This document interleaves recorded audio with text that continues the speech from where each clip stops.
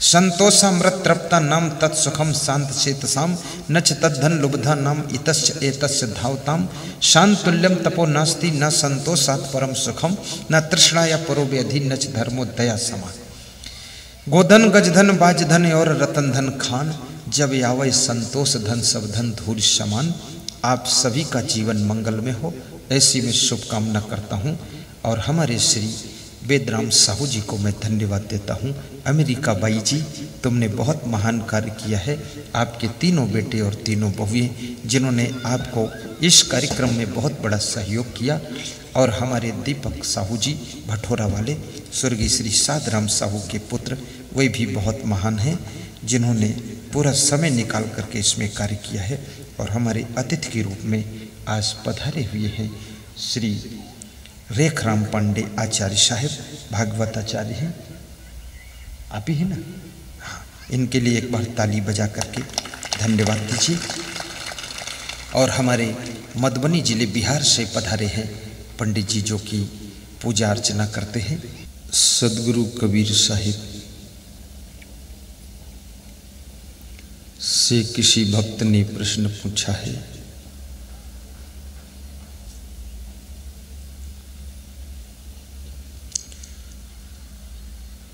कि संसार में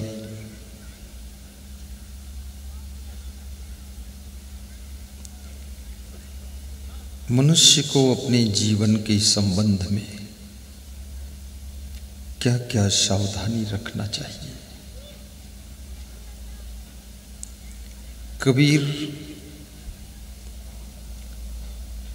साहिब कहते हैं कि मनुष्य जीवन अनमोल है और मनुष्य जीवन एक ऐसा जीवन है जो सृष्टि की हर चीज की कीमत लगाता है, और जिसको ये जिस भाव से छू लेता है उसका भी स्वरूप परिवर्तित कर देता है। लोहे को छूता है तो रापा, कुदाल, सब्बल,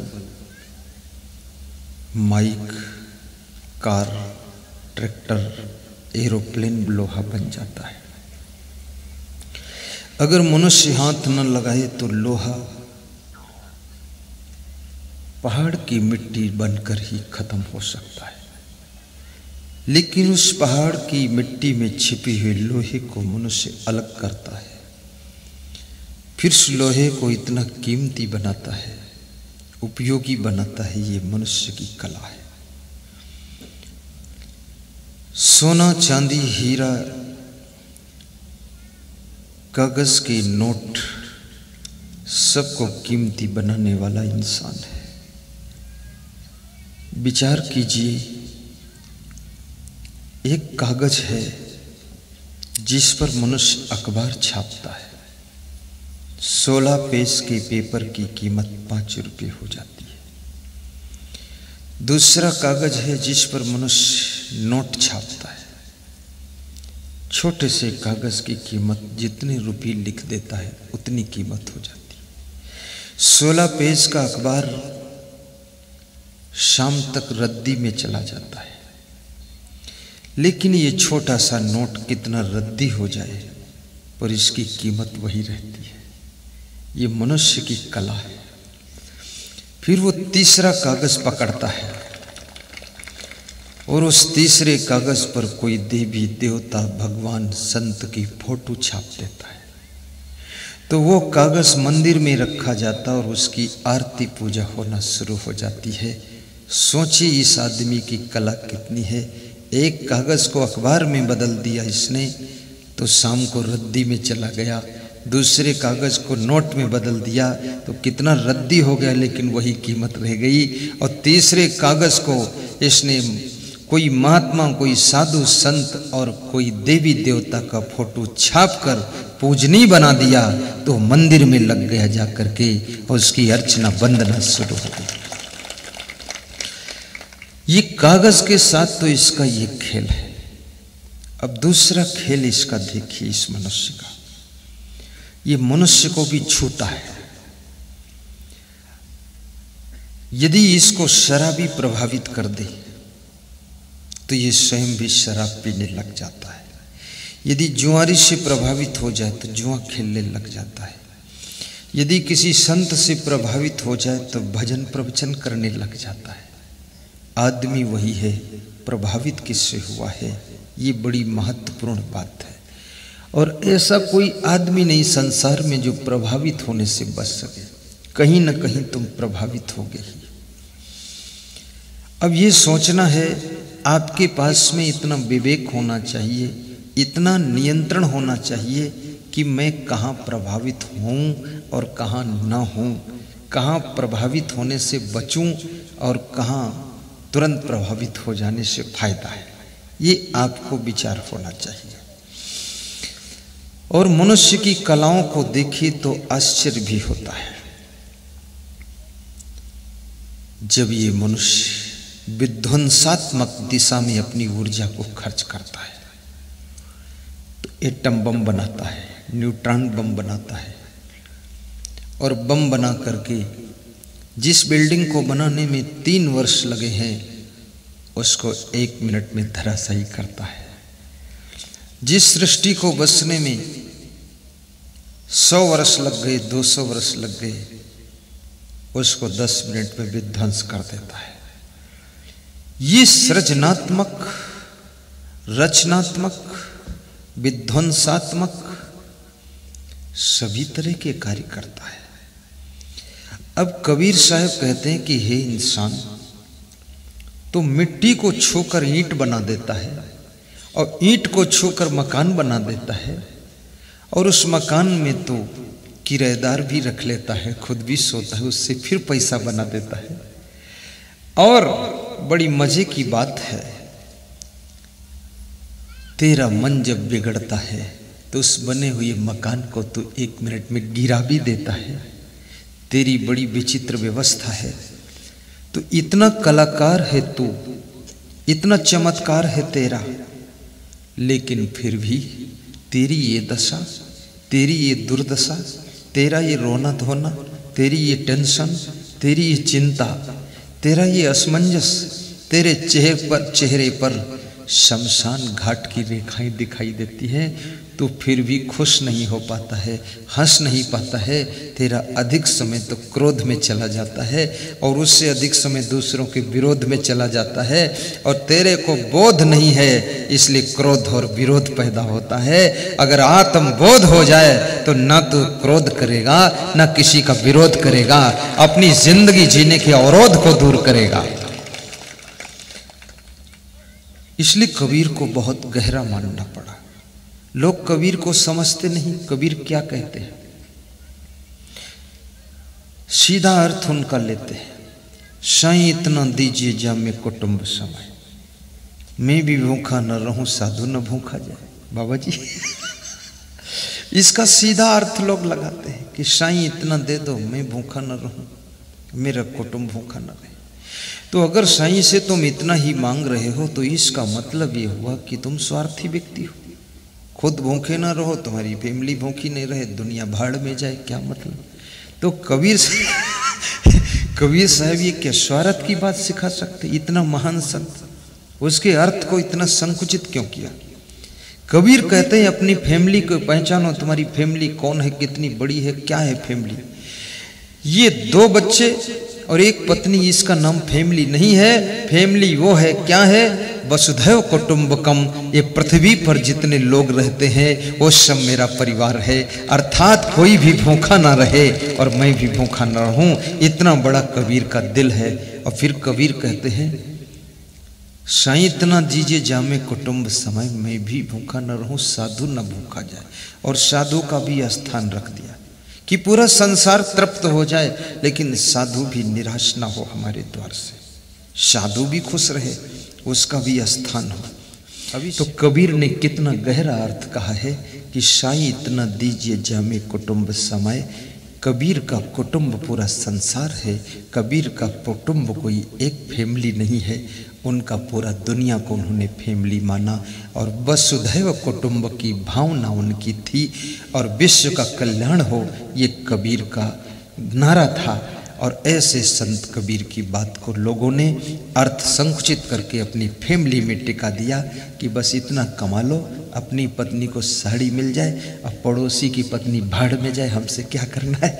लेकिन ऐसा नहीं, कबीर कहते हैं आपकी पत्नी अच्छी साड़ी पहने तो कम से कम दूसरे की पत्नी फटी साड़ी न पहने, उसको भी थोड़ा हेल्प दीजिए, आगे बढ़ाने के लिए प्रयास कीजिए और उसको भी संपन्न बनाइए और तब भोजन कीजिए। देख लीजिए कि हमारे यहाँ कोई भूखा तो नहीं सो रहा है, और एक टाइम ना खाइए तो भूखे रहने के दुख का भी पता चल जाए कि भूखे रहने से क्या पीड़ा होती है। याद रखना, बिना बिस्तर के कभी सोइए तो याद आना चाहिए कि जिनके पास बिस्तर नहीं उनको क्या होता। किसी रोज बिना मच्छरदानी के सोकर देखिए क्या दशा होती है उनके पास जिनके मच्छरदानी नहीं है।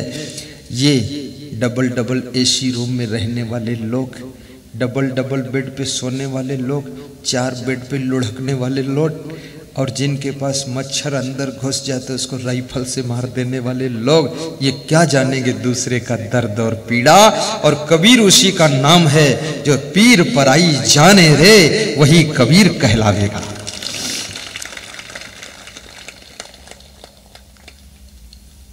कबीर साहिब की जय बोलो ना।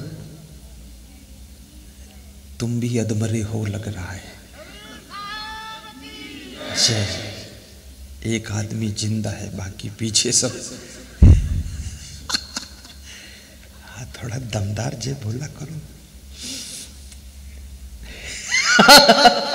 वो महात्मा मेरी ओर देख रहा था, उसको मैंने अर्थ बताया वहां कमरे के अंदर, तो सोच रहा अरे राम राम, यहाँ भी वही बात कर। उसका मन था मत कहो गुरुदेव, बहुत तर्क हो जाएगा। मैंने कहा कह दूंगा, तू कमरे में आकर कहना अब मत बोल। वो रोकता भी, गुरुदेव ज्यादा मत लगाना गहरा। रोकेगा तो नहीं। शर्मा गया।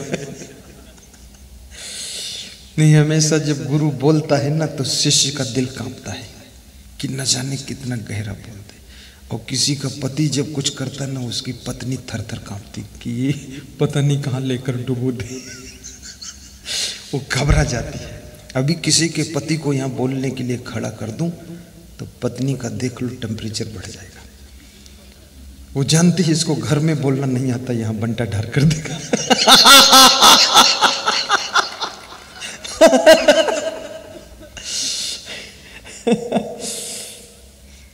मैंने एक लेक्चरर को, प्रोफेसर को बोलने के लिए खड़ा कर दिया। उसका बेटा और उसकी बहू दोनों सिर नीचा करके सुन रहे थे। उसको 2 मिनट बोलने को कहा मैंने, उसने 1.5 घंटा बोला। मेरा प्रवचन हुआ ही नहीं, उसी को हो गया पूरा। ध्यान नहीं दिया उसने। लेक्चरर था, केमिस्ट्री लेक्चरर, हमको पढ़ाया भी था उसने 11वीं में, तो मैं भी जानता था है तो मूर्ख, लेकिन दे दिया मैंने। गजब हुआ। जब मैं व्यास गादी से उतरा, उसका बेटा और बहू है, बोले हाथ जोड़ता हूँ, अब जिंदगी में इनको कभी माइक न देना। हमने कहा हुआ क्या? अरे बोले बहुत मूर्ख है। मैंने है कौन? बोले मेरा बाप है। बोले बोलना तो आता ही नहीं, देखो 1.5 घंटे माइक पकड़े रहा है। इतनी अकल नहीं है कि गुरु जी का प्रवचन होना है। वो छोड़े नहीं मैं। अब आप भी नहीं रोक सकते थे, रोकोगे कैसे? जब राइफल दूसरे के हाथ हम दे ही दिया तो फायर चालू। बहुत मुश्किल। तुम ही मेरे मंदिर, तुम ही मेरी पूजा, तुम ही देवता हो, तुम ही देवता हो। तुम ही मेरे मंदिर, तुम ही मेरी पूजा, तुम ही देवता हो, तुम ही देवता हो। जिधर देखता हूँ नजर तुम ही आते, सभी भक्त साधक तेरे गीत गाते, सभी भक्त साधक तेरे गीत गाते। गीतों की माला के गवैया तुम ही हो, जीवन की नैया के खेवैया तुम्ही हो। तुम्ही मेरे मंदिर, तुम्ही मेरी पूजा, तुम्ही देवता हो, तुम्ही देवता हो। न जानूं मैं भक्ति, न जानूं मैं पूजा, शिवा तेरे सद्गुरु नहीं और दूजा। नसीबों के मेरे रचैया तुम्ही हो, नसीबों के मेरे रचैया तुम्ही। उधर बैठ जा करुणादास, उधर बैठ, मुंह दिखाई दे। की नैया के खेवैया तुम्ही हो। तुम्ही मेरे मंदिर, तुम्ही मेरी पूजा, तुम्ही देवता हो, तुम्ही देवता हो। साहिब बंदगी तो कबीर की साखियों का अर्थ संकुचित मत कीजिए, बड़ा विस्तृत अर्थ है उनका। कबीर को एक डिब्बे में पैक नहीं किया जा सकता है, कबीर को किसी जाति में बांधा नहीं जा सकता है, कबीर किसी एक पंथ के हो नहीं सकते हैं, और कबीर किसी एक देश के नहीं रह सकते हैं। कबीर तो उसका नाम है जिसकी कोई सीमा नहीं है, जो सारी सीमाओं को तोड़ करके, लिमिट को तोड़ करके अनलिमिटेड जिसका प्रभाव है, जिसकी कृपा संपूर्ण विश्व पर है, लोक परलोक ब्रह्मांड तक उसकी कृपा काम करती है, उस महान संत का नाम कबीर है। जो किसी एक जाति में बंध चुका है वो कबीर नहीं हो सकता है, जो एक पंथ में बंध चुका वो कबीर को बिल्कुल पहचान ही नहीं सकता है, जो किसी एक प्रदेश के वाद में विवाद में फंसा हुआ वो कबीर से परिचय ही नहीं उसका हुआ है। जिसने सारे बंधन तोड़ दिए हैं वो कबीर का प्यारा है, और वही कबीर पंथी है। और कबीर पंथी का अर्थ इतना ही है कि विश्व का कल्याण चाहने वाला, आत्मबोध प्राप्त करने वाला, आत्मा में ही परमात्मा का दर्शन करने वाला, वही कबीर पंथी होता है। और जो कबीर पंथी होता है वो सब पर कृपा करने वाला होता है। ये कबीर साहिब का ज्ञान है। तो कबीर साहब कहते हैं रतन का जतन करो। ये जो आपको रतन जैसी काया मिली है, इसको जतन पूर्वक संभालो, यानी केयर करो। जतन का अर्थ इंग्लिश में होता केयर करना। आपको हिंदी का अर्थ इंग्लिश में बताता हूँ, केयर करना। केयर का अर्थ होता है रख रखाव करना, रख रखाव का अर्थ होता है संभाल करना, सास संभाल रखना। सास संभाल का अर्थ क्या होता है? वो जैसी चीज है अमूल्य, उसको वैसे तरीके से सेटिंग करना, जिस यूज के लिए है उसमें यूज करना। साज संभाल का अर्थ इतना नहीं कि इस मनुष्य शरीर को तुम सोफा सेट पर बिठाए रखो, हिलो डुलो ना, और कहो इसको बहुत संभाल कर रखा हूँ, उससे नहीं संभलेगा, उससे और बिगड़ेगा। ये शरीर का वजन जब 80 के ऊपर जाने लगे तो चिंता का विषय है, समझो ये शरीर संभला नहीं है। कितनी महिलाओं को देखा जाता है वो मायके में होती हैं तो पतली पतली है, एकदम छलांग मारती है, दौड़ती है, कूदती है, और ससुराल जहाँ पहुँची 3 साल बाद बिल्कुल हथनी बनकर वापस लौटती। हाँ, अब चलना पति भी सोचता है कि मैंने पत्नी बुलाया था, ये हथनी कैसे हो गई। इसलिए इसको दशरथ जी ने भी हथनी कहा है। दशरथ जी ने रामायण में कह दिया कि सुमुख सुलोचन पिक बहन कारण मोहि सुनाओ गज गामिन निज कोप कर। तो उनको भी कई जैसी पत्नी में हथनी दिखाई पड़ी, उन्होंने कहा ये गज गामिन हथनी जैसी चलने वाली, तो उसकी भी पत्नी का वही हाल हुआ होगा। और याद रखना, जो अपने शरीर के लिए जाग नहीं सका वो मन के लिए क्या खाक जागेगा, और जो मन के लिए जाग नहीं सकता वो आत्मा का कल्याण कैसे करेगा। तो पहले तो शरीर के लिए जागो, शरीर को स्वस्थ रखने की फिक्र रखो। और शरीर स्वस्थ कैसे रहेगा? उसके लिए मैं नहीं जानता हूँ, डॉक्टर से पूछो। डॉक्टर भी नहीं जानता क्योंकि वो भी स्वस्थ नहीं, तो किससे पूछो? मुझसे पूछो। तो मुझसे पूछो तो मैं बता दूंगा, नहीं पूछोगे तो भी बता दूंगा। कब बता दूंगा? जब बता दूंगा तब बता दूंगा, अभी बता दूंगा या कभी बता दूंगा, तुरंत बता दूंगा कैसे स्वस्थ रह सकते हो। इसका पहला फार्मूला है कि आप खुश रहा करो, बस खुश रहा करो। अब तुम पूछोगे खुश कैसे रहें, इतना लफड़ा है, इतनी टेंशन है। तुम तो कहे तो खुश रहें और हम खुश कैसे रहें? तुम्हारा तो परिभाषा है खुश रहा करो, तुम तो साधु संत ठहरे हर समय खुश रहते हो। हमारे जैसे पड़ते गृहस्थिक जाल में तो पता चल जाता, छठी दूध याद आ जाता। तुम्हारे जैसे जाल में काहे को फंसेंगे? तुमको कोई जाल में दूसरा थोड़ा डाला है, तुम खुद ही जाल में फंसे। और जब इस जाल से निकलने की कला नहीं आती तो फंसने क्यों गए उसमें? और फंस गए हो तो हंस क्यों नहीं रहे हो?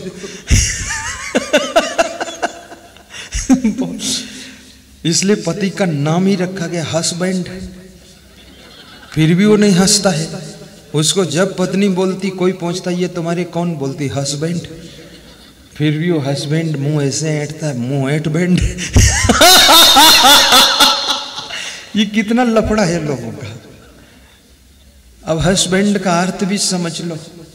जिस पत्नी का हस्बैंड है तो पत्नी के पास में वो स्विच है, जब वो कहे तो हंस सकते हो, जब कहे बैंड तो बंद ही रहोगे।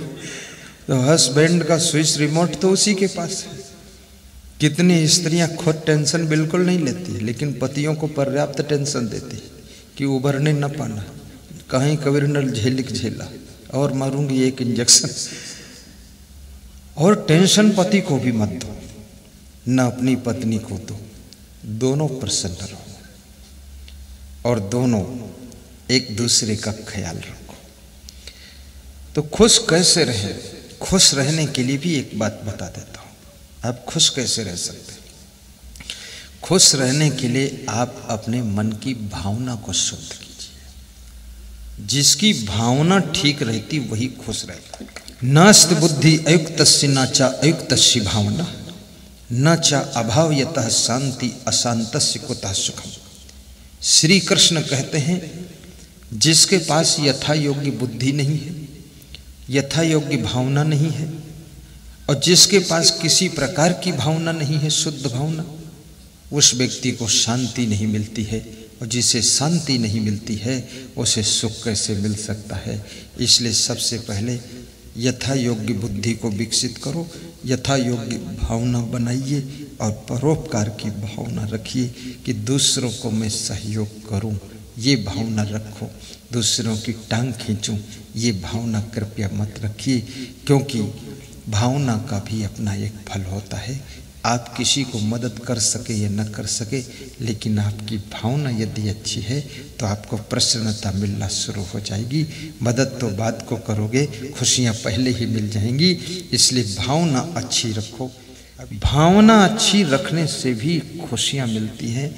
आपकी भावना माता पिता के प्रति अच्छी है, सासू के प्रति अच्छी है, बहू के प्रति अच्छी है, बेटे के प्रति अच्छी भावना है, पड़ोसी के प्रति अच्छी है, तो तुम जब पड़ोसी को देखोगे तो मुस्कान आ जाएगी, सासू को देखोगे तो मुस्कान आ जाएगी, पत्नी को देखोगे तो खुश हो जाओगे। अगर भावना तुम्हारी बिगड़ी हुई है तो जब तुम इनको सबको देखोगे ना, तुम्हारे अंदर क्रोध आएगा और तुम्हारे अंदर कहोगे कि एक तोला खून जल जाता है इनको जब देखता हूँ। इसलिए भावना का भी फल होता है। और भावना में खर्च कुछ भी नहीं होता है, लेकिन वह मिल जाता है जो धन खर्च करने से भी खुशी नहीं मिलती है, वो भावना से फ्री में मिल जाती है।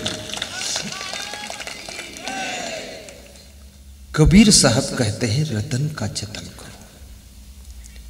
और मैं क्या कहता हूं, ये शरीर जो है रतन है, तो रतन को जतन पूर्वक संभालो, यानी इसको केयर करो। तो पहले तो इसको स्वस्थ रखो, और स्वस्थ रहने के लिए खुश रहो, और स्वस्थ रहने के लिए कम खाओ, और स्वस्थ रहने के लिए एक काम और करो, कभी कभी आधा दिन बिल्कुल मत खाओ, केवल पानी पियो। और स्वस्थ रहने के लिए पानी ज़्यादा पियो, भोजन कम करो। स्वस्थ रहने के लिए शाम को फल न खाओ, शाम को चावल न खाओ, शाम को रोटी खाइए, और शाम को जो है ये चीज़ें ठंडी मत खाइए, ठंडी चीज़ें सुबह खाइए, 8 बजे से लेकर 2 बजे तक खा लीजिए। अगर शाम को आप मूली खाते हो कभी स्वस्थ नहीं रहोगे, और सुबह आप मूली खाते हो कभी बीमार नहीं रहोगे, और दोपहर में केला खाते हो तो कभी कब्जियत नहीं होगी, और शाम को केला खाओगे तो खांसी कभी मिटेगी नहीं, और दूध में पपीता डालकर खाओगे पेट कभी ठीक होगा नहीं, और पपीता खाकर कुछ नहीं खाओगे पेट कभी बिगड़ेगा नहीं। तो खाना कैसे बताएगा कौन? मैं बताऊंगा तो क्यों बताऊं मैं फ्री में? तो मैं तो तब बताऊंगा जब तुम खुश होकर के सुनोगे तो बता दूंगा। तो खुश हो जाओ, पहले दांत निकालो सब लोग।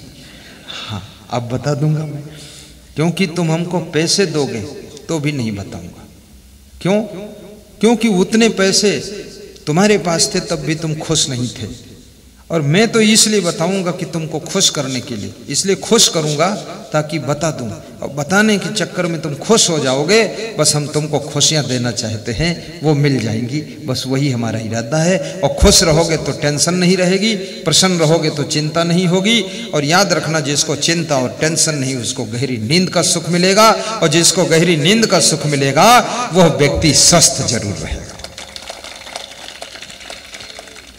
समाज में 90% लोगों को गहरी नींद आती ही नहीं, सोते सोते सोचते रहते हैं। कोई बोलता सपने में सांप आता है, कोई बोलता सपने में सहाड़ा देव आते हैं, कोई बोलता सपने में हमारे जो पिताजी मर गए वो गला दबाते हैं।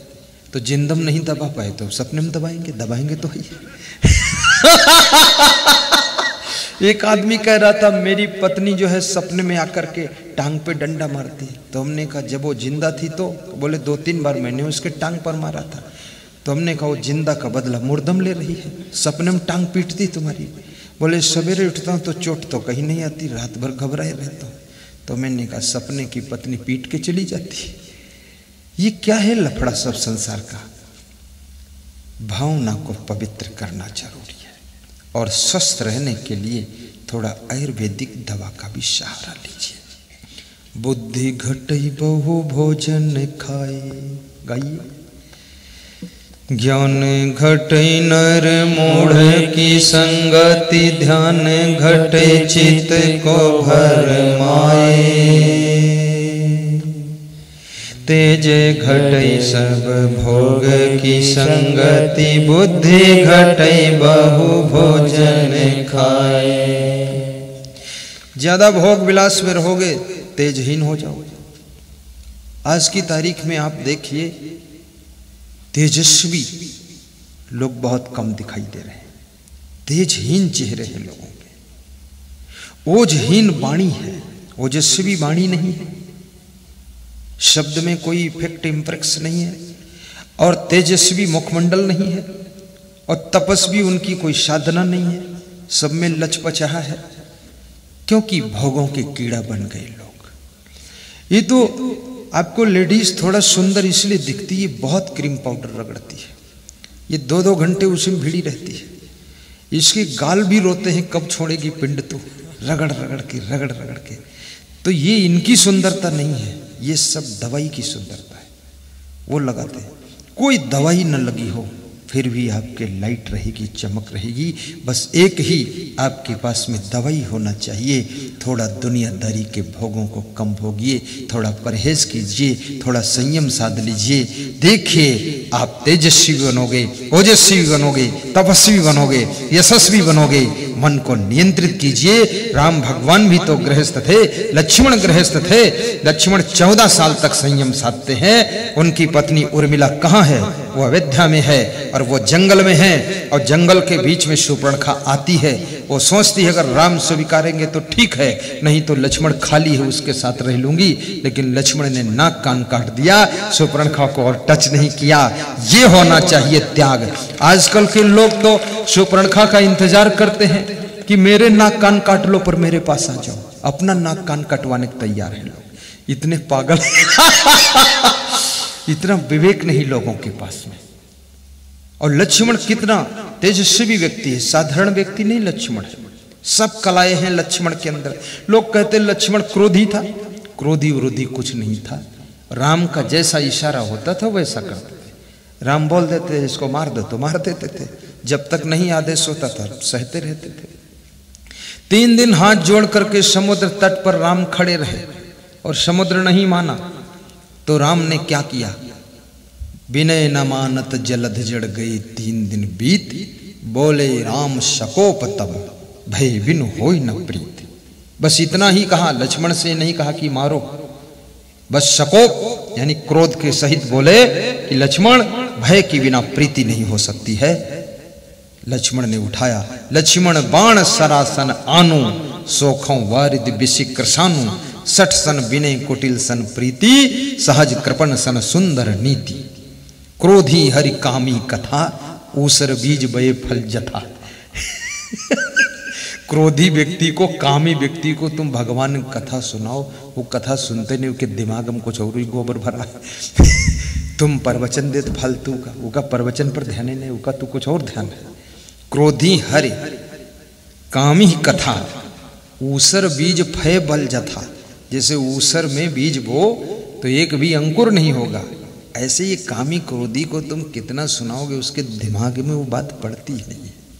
पहले तो जमीन ठीक होनी चाहिए ना, ऊसर में बो रहे, ऊसर जमीन को चेंज करो, उसमें काली मिट्टी डालो, 3 साल तक पानी भरा रहे तो मिट्टी सड़ के उसकी सही हो जाए, उसके बाद फिर जुताई गुड़ाई खाद डालो, तब बोगे तब उगेगा। तो ये कामी क्रोधी का हृदय जो है ऊसर होता है, इसमें कुछ भी ज्ञान उत्पन्न होने वाला नहीं। इसलिए कबीर ने भी कहा कि कामी क्रोधी लालची भक्त न इनसे होए, और भक्त करे कोई सूरमा जाति वर्ण कुल खोए। ये भक्ति नहीं कर सकते, क्रोधी आदमी भक्ति क्या करेगा। किसी दिन गुस्सा हो जाएगा, मंदिर के भगवान को हथौड़ी से तोड़ देगा, किसी दिन नाराज हो जाएगा तो गुरु जी को भी 2 लात मारेगा, किसी दिन उसको क्रोध आ जाएगा तो पता नहीं क्या कर दे, कुआं ढकेल दे किसी को। ये भक्ति इससे नहीं हो सकती। तो बहुत भक्ति में तो बड़ी शीतलता चाहिए, गम खाने की शक्ति चाहिए। कबीर किसी पगडंडी के किनारे बैठे प्रवचन कर रहे थे, 5 श्रोता बैठे सुन रहे थे। एक नवयुवक निकला, उसने कबीर से कहा हट, तो कबीर थोड़ा हट गए। याद रखना, हीरा का मोल कोई जौहरी जान सकता है, कबीर की कीमत कोई श्रद्धावान ही समझ सकता है। तो कबीर हट गए, फिर उसने कहा और हटो, तो थोड़ा और हट गए। फिर उसको गुस्सा आ गई तो कबीर को थोड़ा लात से इशारा दिया, ठोकर, कबीर नीचे गिर गए। तो कबीर उठकर फिर बैठ गए। कबीर के साथ जो नवयुवक सुन रहे थे प्रवचन, उन्होंने कहा इसने लात क्यों मारी, इनको मैं ठीक कर देता हूँ। तो कबीर ने कहा लात मारने का विषय उसका है, मुझको नहीं पता उसने लात क्यों मारी, मेरा विषय है कि मैंने लात सह ली और इससे सारी बात बन गई। तुम भी सहनशीलता सीख लेना, उसको ठीक नहीं करना है, खुद को ठीक करना है। और जो खुद को ठीक कर लेता है उसकी जिंदगी धन्य होती है। दुनिया को कौन ठीक कर पाया है। घर की जितनी सासुएं हैं सब बहुओं को ठीक करती हैं, बहुएं तो ठीक होती नहीं, सासुएं उनके चक्कर में बिगड़ जाती। पूरा यही हाल चल रहा है। कौन ठीक होगा? जिसको ठीक होना है वो स्वयं उसकी चिंता कर लेगा। और ठीक करने के लिए, सीखने के लिए संसार में क्या नहीं है, सब कुछ है। सीखना चाहो तो चिड़ियों से सीख सकते हो, प्रेम से रहना सीखना चाहो तो मधुमक्खियों से सीख सकते हो, मेहनत करना सीखना चाहो तो चींटियों से सीख सकते हो, और कितना थका हो फिर भी काम करना सीखना चाहो तो गधे से सीख सकते हो। कभी मना नहीं करता, कितना थका हो फिर लाद दो, फिर ले जाते। दौड़ना सीखना चाहो घोड़े से सीख सकते हो, मोटापा बढ़ाना सीखना चाहो तो हाथी से सीख सकते हो, और पतले होना चाहो तो फिर पतले होने के लिए भी तुम घोड़े से सीख सकते हो, छलांग मार दो। क्या नहीं सिखाता है ये संसार। यहाँ की पत्ती पत्ती सिखा रही है, पेड़ पौधे सिखा रहे हैं, पशु पक्षी सिखा रहे हैं, माँ बाप सिखा रहे हैं, पड़ोसी सिखा रहे हैं, संत सिखा रहे हैं, भागवत गीता रामायण सिखा रही है। सिखाने में कोई कसर नहीं रह गई, और फिर भी सीखने वाले ज्यों के त्यों रह गए, सीख नहीं पाए। तो इसका कारण क्या है? सीखने की इच्छा होगी तभी सीख पाओगे, और सीखना नहीं चाहते तो ब्रह्मा भी तुम्हें सिखा कुछ नहीं पाएगा। सीखना था तो एकलव्य मिट्टी के द्रोणाचार्य बनाकर सीख गया था बाण विद्या, और जिनको नहीं सीखना था द्रोणाचार्य के साथ में रहकर भी सीख नहीं पाए। सीखने के लिए श्रद्धा होनी चाहिए, सीखने के लिए तमन्ना होनी चाहिए, और सीखने के लिए अपने अंदर एक जज्बा होना चाहिए। तो आप दुनिया में सबको सीख सकते हो, समझ सकते हो, और स्वयं को चेंज कर सकते हो, बदल सकते हो।